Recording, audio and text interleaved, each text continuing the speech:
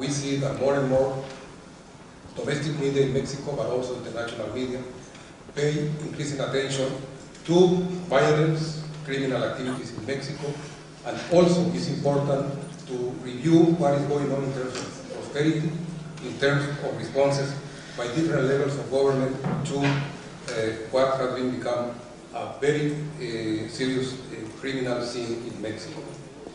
For Mexico, and I guess for any other country, security and prosperity go hand in hand.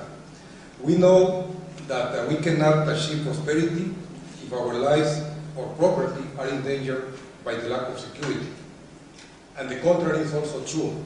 We cannot feel secure if we do not live in an environment that provides people with opportunities and stability. If we speak about prosperity, as it was suggested to us today, I would like to share with you information about a country that last year had an economic growth about 5.5% in its GDP. A country with a constantly increasing per capita income, already above the $10,000 mark, an economy that was able to create more than 800,000 new jobs only last year, that attracted increasing flows of foreign investment, and received more than 22 million people as tourists. And that country is Mexico. We did. A country that has enjoyed more than 15 years now without a financial crisis. A country that enjoys a favorable geographic location and that every year trades goods and services with the international community amounting more than $600 billion, which is an impressive amount for any comparison. An economy, I mean the Mexican economy, that has been recognized for its sound economic policies, for its fiscal balance, for being the 11th largest economy in the world, a responsible partner in international affairs that will have the responsibility to coordinate the work of the G20 next year. These are the facts I wanted to start with for our presentation today. Facts that portray a positive scenario on prosperity in Mexico. Unfortunately, I said before this too, there are other negative facts associated with increased acts of violence, extortion, robbery, and other expressions of crime that tend to hinder positive development and that pose real challenges to stability, to the rule of law, to prosperity of more than 112 million Mexicans. As I said before, promoting prosperity requires security. And that is the main reason that explains why, from the outset of his administration, President Calderón decided to implement an integral strategy of national security and public safety, comprising 5 broad areas. The first area was had been related to containment of criminal acts by deploying the federal police and the military throughout the national territory, and by coordinating actions with state and local police forces. Second area of this strategy has been actions aimed at dismantling the largest criminal organizations and affecting their capabilities and resources. So they were growing very large and very influential. Let me mention only for this second part of the program examples of results. In the numbers, I think we give you some idea of what the results have been in terms of confiscations, seizure of different illegal goods. In the last 4 years, there have been seizures of more than 8,000 tons of marijuana, more than 100 tons of cocaine, more than 50 tons of chemicals to produce synthetic drugs, over $425 million in cash, close to 400 chips, you can imagine 400 chips, and more than 500 airplanes that have been confiscated in Mexico to criminal groups.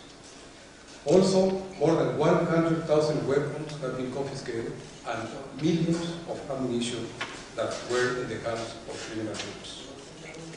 In this process, more than 60,000 people have been arrested, including 36 of 40 drug lords, and more than 200 criminals have been extradited to face charges in other countries. Another element of this strategy has been the improvement of institutional capabilities we have to remember that the increase in criminal activities happened in Mexico largely because the lack of institutional possibilities to respond to this phenomenon. And this area has included, again, coordination with local governments. We have two very good representatives of these governments today with us. And also the promotion of the much needed reforms to the legal framework and the introduction of changes in the functioning of the judiciary system.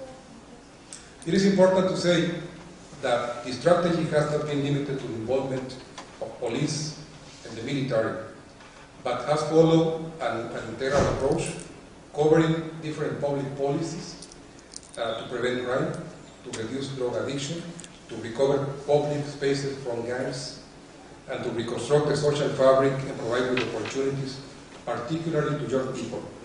In some, public policies aim at improving conditions for development.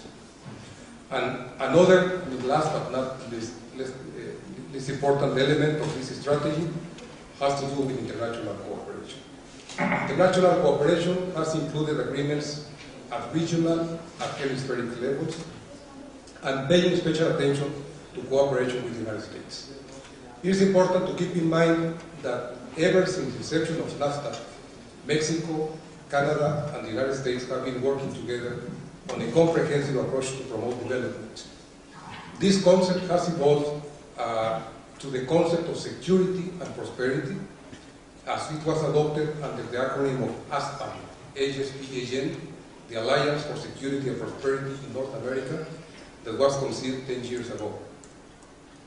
In the last few years, Mexico and the United States have made additional progress under the Merida Initiative, and by adopting the principle of common and shared responsibility in the areas of reducing drug consumption and criminal activities on a bilateral basis, and also in cooperation with other Latin American countries, mostly the Central American ones, in Colombia.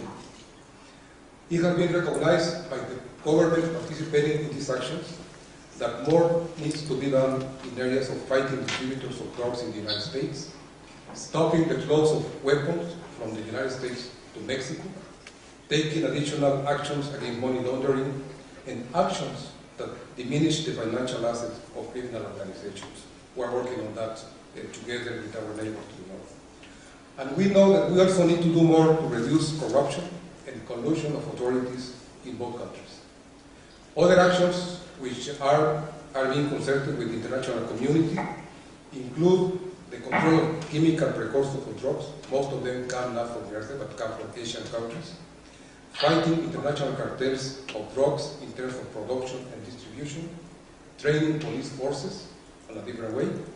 Sharing intelligence, and in general, adopting the best practices that allow us to eliminate violence, to reduce crime, to avoid impunity, so that we protect the legal activities that would mean providing with a normal life for the general public. I think that this is the way we can conceive how prosperity and security are now interrelated in Mexico, and I thank again the Center for inviting us to take part in this panel. Thank you very much.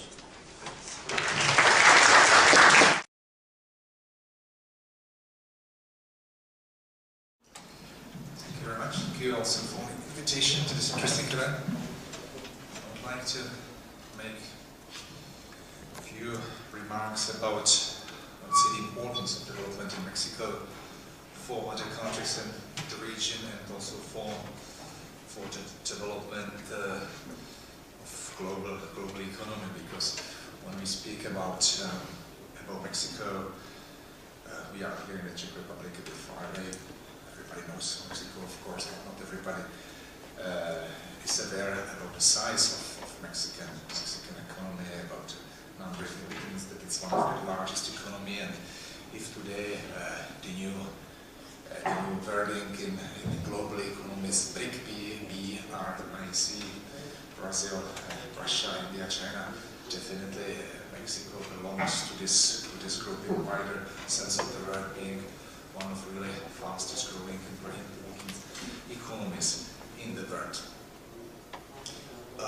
At the same time, if you open the Forbes, you try to find the richest man, so he has a Mexican passport, or at least I hope he has a Mexican passport, not a Swiss one, because of taxation. but still this is something very, very interesting, and that comes from a business in real economy, not just the straight derivatives or something like that.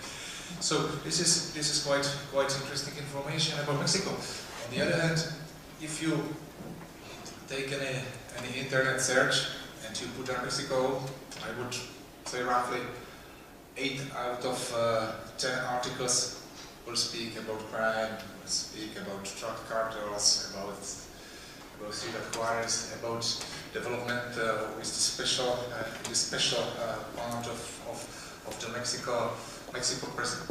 But in my opinion, still much more important is this internal strength of Mexico. So let's point out once again some important features. So Mexico is a stable free trade economy with a stable political system. The first Latin American member of the OECD.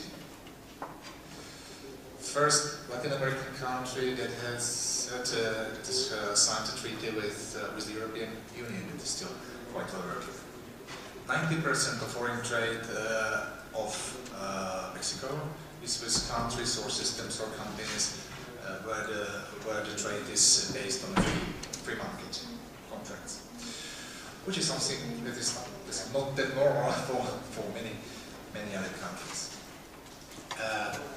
Also, when we observe the past developments, the recent developments of Mexico, and that's I think one of the sources for optimism, even for the fight with the present crisis concerning drug cartels and crime, etc.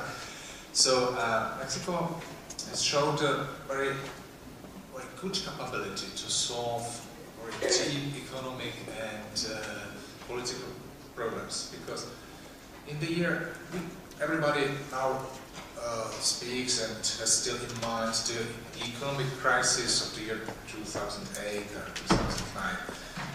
But one of the deepest crises that touched one of our countries and started global turmoil was the crisis in '94 with Mexican peso, this overvaluated Mexican peso, and it led to really very difficult development in Mexico, and still the country didn't go into total collapse. It didn't endanger, maybe it did endanger, but it didn't change the general system of the country. It didn't change the principles of social system, political system, and economy in this country, which is very important.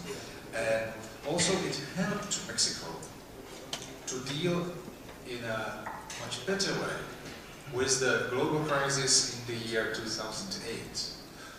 Of course, Mexico is a NAFTA, as I mentioned, member, and as a country that is very much linked, whose economy is very much linked to the United States, was influenced by the crisis in the year 2008. But still, its reaction and flexibility was even much higher than the one of the United States itself. The stock exchange in Mexico dropped by 23%. In the United States, 38%. In Russia, 70%. The GDP in 1 year dropped by 5%.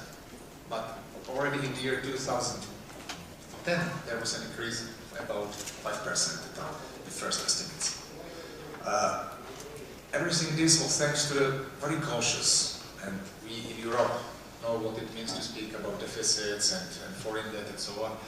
So the macroeconomic policy of Mexico is something that is hardly comparable with European countries, because there was the deficit was even now after the crisis it's about 40%, and there was almost extremely low foreign debt, flexible exchange rate, and very good management and regulation of banking and financial sector, because if I'm not mistaken, there was no important default of a bank, and there was even not a special real estate bubble, unlike the neighboring United States of America. So these are very special achievements and a very good basis for let's say, fighting also other challenges of the countries. There was also important political change, because this is also something that is not easy, and there are not many examples in the world that was a country. Mexico is a country where there was one governing party for 70 years, and after the very tight elections, presidential elections, there was a very peaceful and not complicated for a short time, but in the end, peaceful and standard change of the government, and the country can function and even proceed with important social and political or economic reforms. So, still, security, crime, drugs is one of the most important problems of the country, which can, of course, influence its attractivity for the world and general stability, because personal security, let's say, importance of property, which some of the authors describe as the sort of Latin American author, economists describe as one of the crucial things for development of free economy and markets, can be in danger in some regions, but still not from the point of view of the legal system.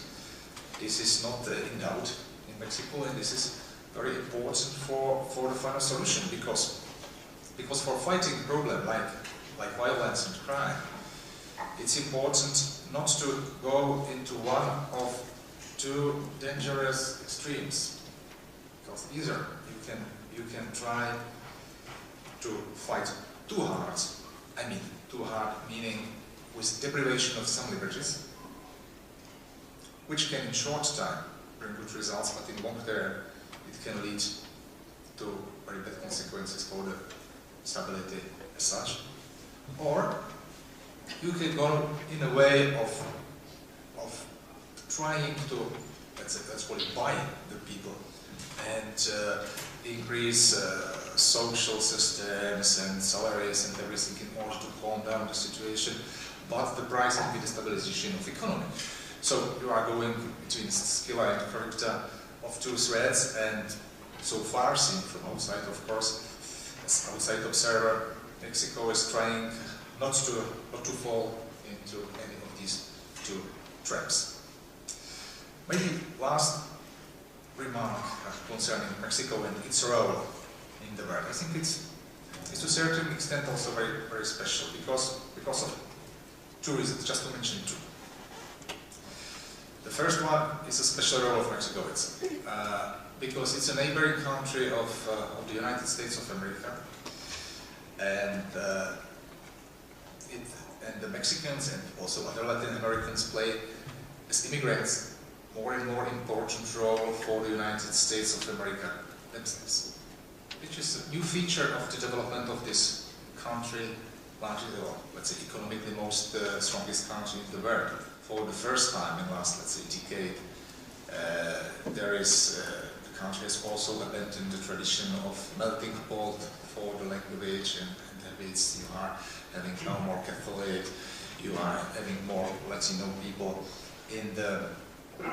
above all in the southern states, which can lead also to tension in domestic American policy, and of course, what is the stability of Mexico can, from this point of view, influence also the internal situation in the United States and, let's say, its relationship to its neighbors. So this is something very, very interesting to observe, and you definitely, or the Mexican friends who are among us, know much better than we do the internal discussions in the states of New Mexico and Arizona about the laws and illegal immigration, and this is something that is really changing the face not only of Mexico itself, but also of the United States of America.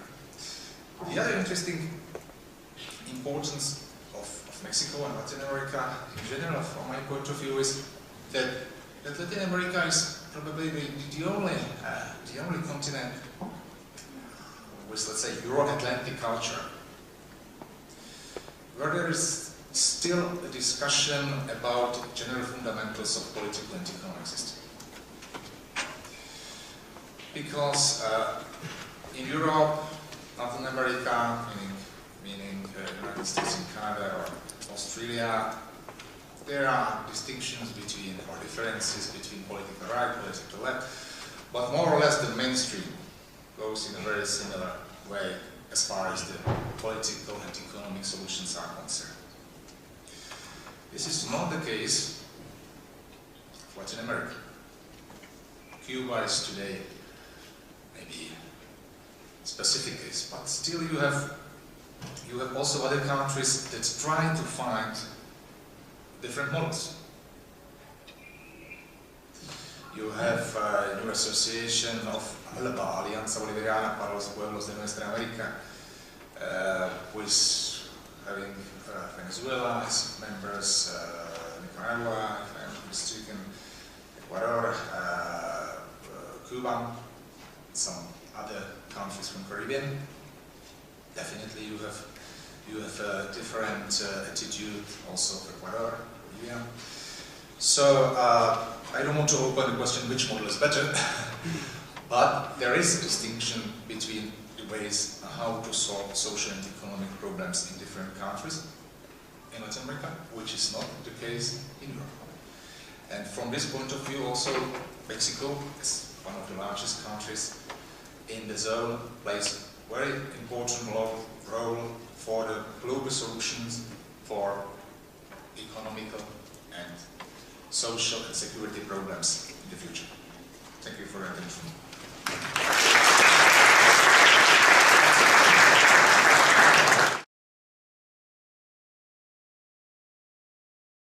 As we all know, the worldwide changes that have taken place in the past couple of decades have intensified some of the global challenges we are facing. At the same time, one of the main features of the current transnational environment has been a redistribution of power, both a redistribution of power within nation states, that is between the national governments and the governments at the provincial, state, municipal, or county levels, as well as between governmental and non-governmental actors. In this evolving context, states like Nuevo León and cities like Monterrey, which is the capital of Nuevo León, and where close to 85% of our state's population live, have emerged as rightful, proactive players in the global economic, cultural, and political arena. The term local can help us to pinpoint this idea, because some of the significant global challenges have the greatest impact at the local level in cities like Monterrey or Delicias, Chihuahua, as Edgar can confirm. And also because it is at the local level, that is at the state or city level, where many of the answers to these challenges are being proposed, sometimes out of clearly defined programs to improve competitiveness, and unfortunately, sometimes out of sheer urgency. That is because another of the main features of the global landscape is the inability of many national governments to cope with all the challenges that they currently face. The persisting threat of terrorism and nuclear proliferation, the ongoing consequences of the global economic and financial crisis, the growing danger of drug trafficking cartels, and the effects of climate change are but a few of the issues that national governments must respond to. Their resources and also their electorally defined attention spans are naturally limited, and therefore sometimes they postpone decisions on issues that affect millions of people at the local level. In this context, governments at the state level often must act on their own to produce tangible results for their citizens. Of course, one of the places where the issue of the fight against drug cartels has had a significant impact is precisely the state of Nuevo León, and particularly the metropolitan zone of Monterrey. Before we go into explaining in detail the initiatives that we are implementing to effectively address this challenge, I would like to highlight three important aspects of the current context in the country. First, the Mexican government at all levels is committed to offering a secure environment for all citizens and corporations.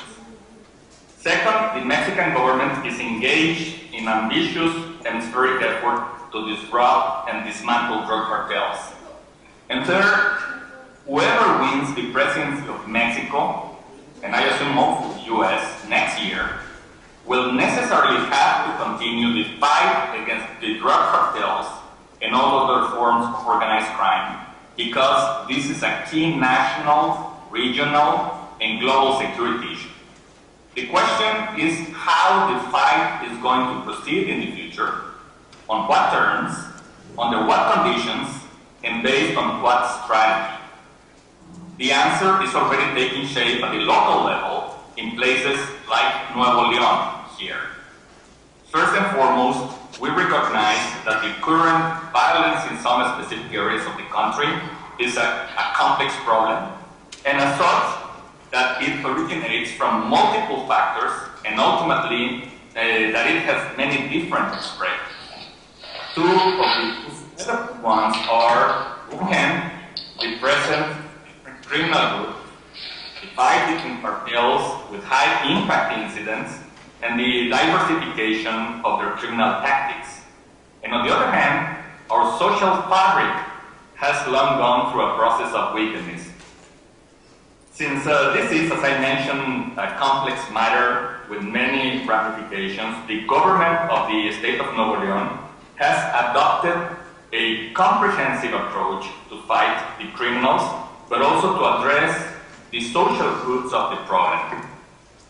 This comprehensive strategy includes 4 pillars.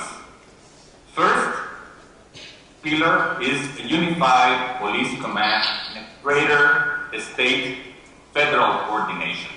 Second pillar, police and law enforcement related actions, the institutional thinking behind the new construction of a police institution. Third pillar is the implementation of the judicial system reform. And the fourth pillar has to do with social investment and society participation. Let me go to briefly to one of each of those 4 pillars.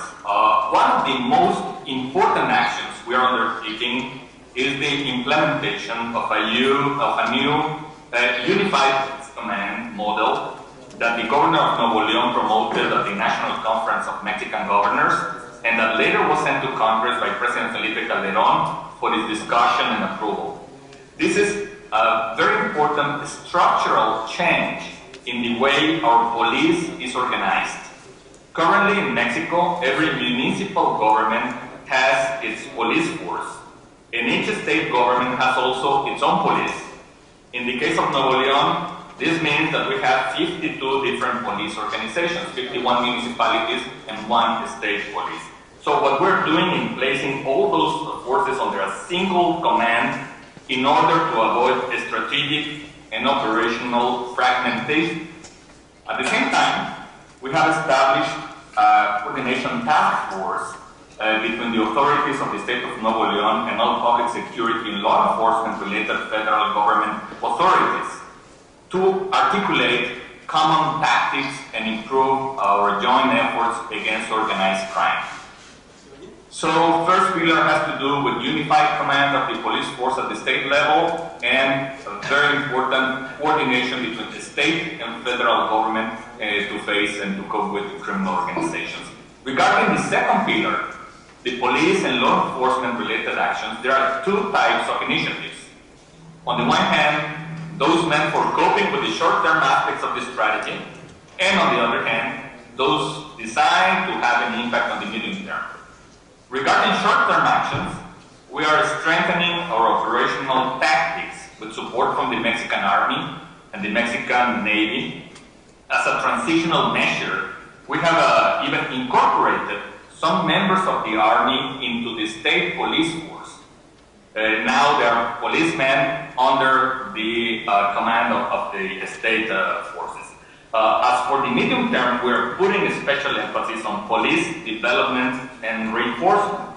For example, we're working towards achieving the United Nations standard of 3 policemen per 1,000 inhabitants which in our case means a total force of close to 14,000 policemen.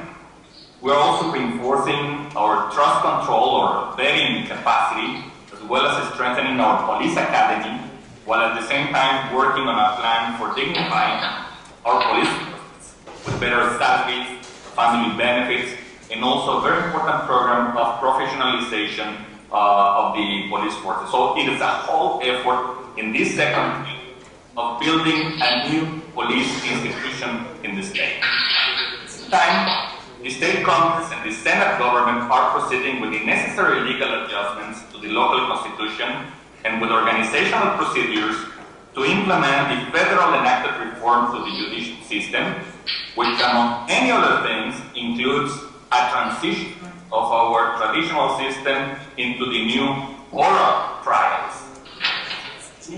Because at the same time that we strengthen our own police forces, implement the Unified Police Command, and further coordinate with all federal security authorities, we need to ensure that the criminals that are caught and charged with breaking the law are also able to undergo due process and punished to the fullest extent possible.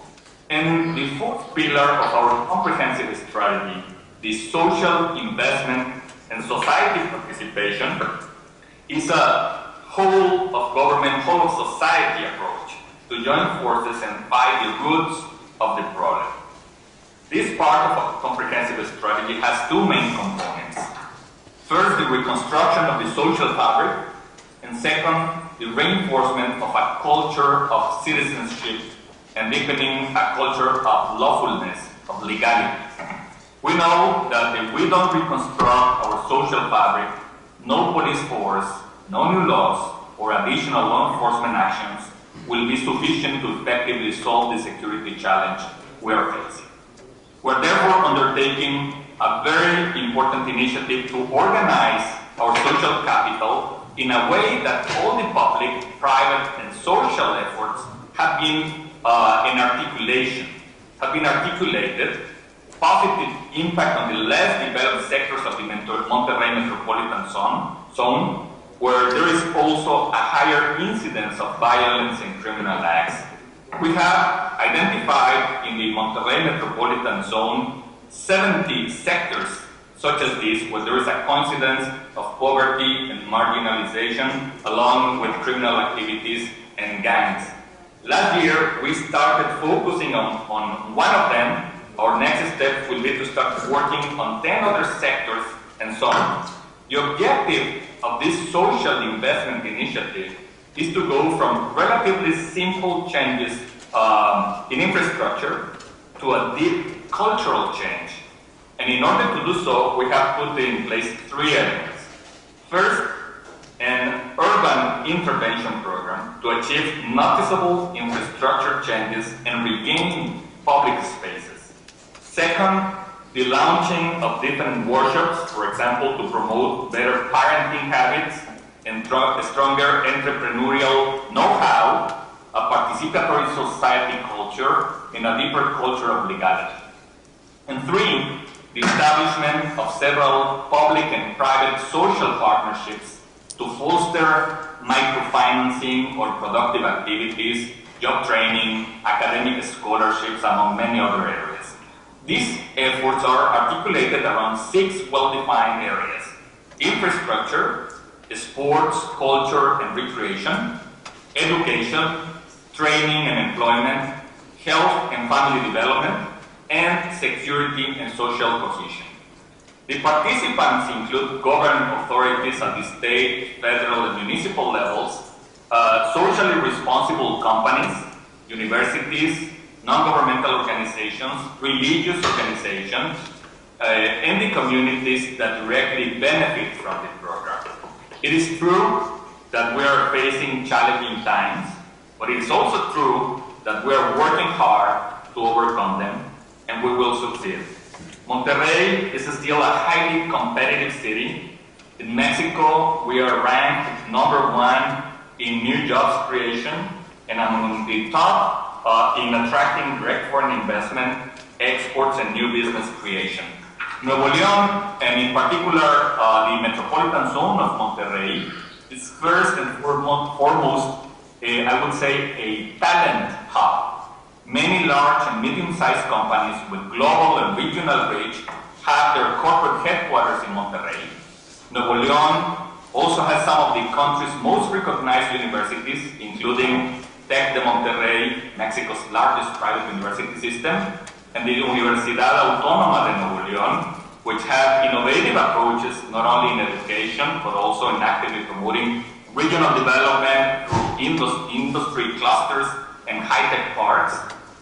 And at the same time that we are taking strong measures to fight drug cartels and go to the roots of the violence problem, we are also moving forward with the state-driven projects aimed at reinforcing Nuevo León's economic strengths and leadership.